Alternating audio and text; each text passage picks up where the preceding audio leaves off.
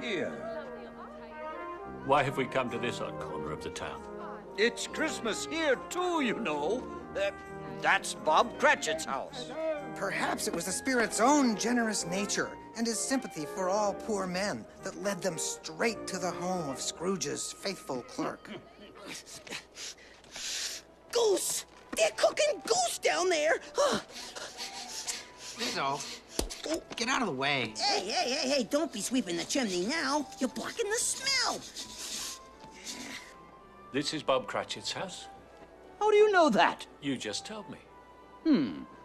Well, I'm usually trustworthy.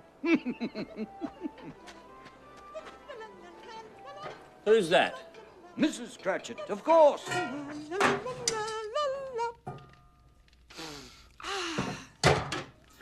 Boy, God!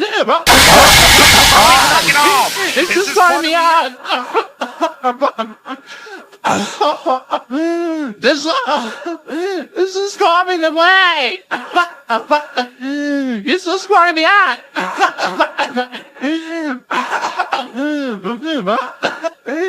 I think so, Aunt.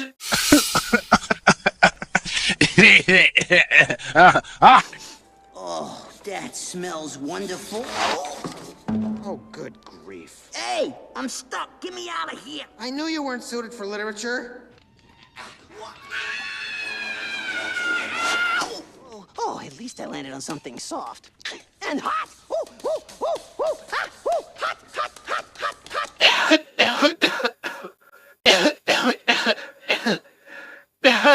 That does it! Oh, but Mom, look, they're starting a whole new scene! Oh, that looks worse!